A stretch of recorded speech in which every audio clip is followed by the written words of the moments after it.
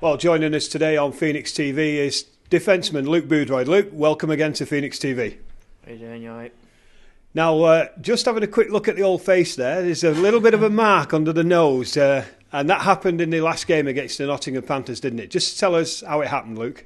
Yeah, just off a face-off, just got a stick up under my nose, so I just kind of burst it open a little bit, but the doctor couldn't stitch it here. He said it was a bit too awkward for him, so I had to go and get it sorted at the hospital. So, I wanted to carry on playing, but it wouldn't stop bleeding. He couldn't do anything about it. So, but it's all right now. Oh, that's good news. But obviously, what some people didn't realise is that that came early in the second period, and unfortunately, as you said, it wouldn't stop bleeding, and it kept you out of the rest of the game. Yeah. I know. I mean, I thought I'd be coming back on, but obviously I thought he'd just stitch it up and that'd be it, but it was just in a bit of an awkward spot just under there, so he couldn't do anything about it, so they ended up gluing it at the hospital. And how many stitches did it end up with? No, they just glued it in the end. They said, oh no, it's really awkward to get to there, so we'll just glue it and hopefully it stays. So I take it wasn't anything like super glue then, because to put glue under your nose, it's tantamount to glue sniffing. No, it was just stung a little bit, but no, it's fine. Now, injuries are part and parcel of the game, aren't they, Luke? And that's a little bit of a freak one, the stick coming up off a face-off and catching you. But all players go through injuries. What is it about hockey players that they seem to battle through injuries so much more readily and so much more willingly than certain other sportsmen?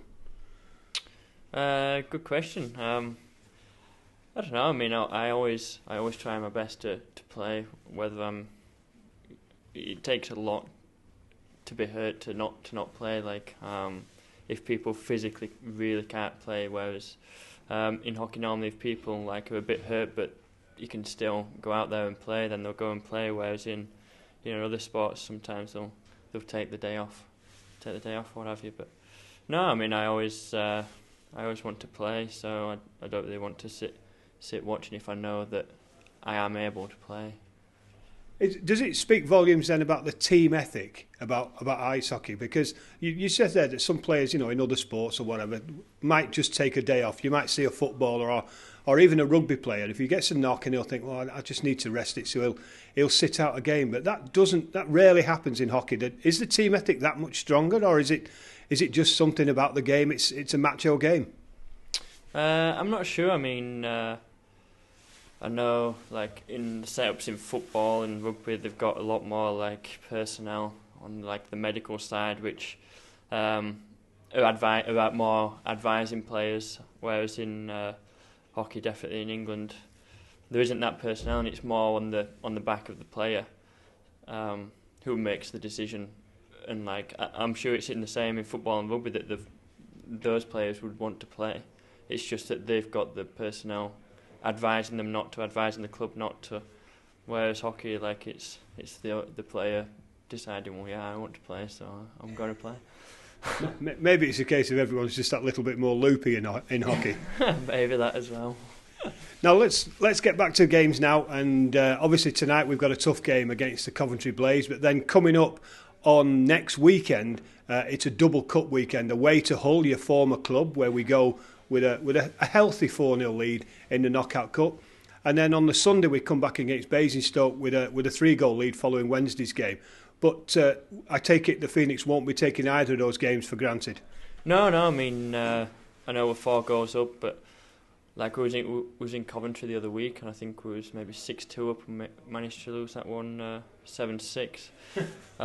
One to forget, but no, so we won't be taking any of the games lightly. I mean, yeah, Hull, they're losing a few in the league, but if they see that they've got an opportunity to get into the final of a cup, then they're going to try the hardest on that game and put on a better performance than maybe they usually do. So just come ready for that, and obviously in I think home game against Basingstoke as well. We'll maybe let them creep back into it a little bit on Wednesday night. So hopefully we'll try and bury them and get through to the next round.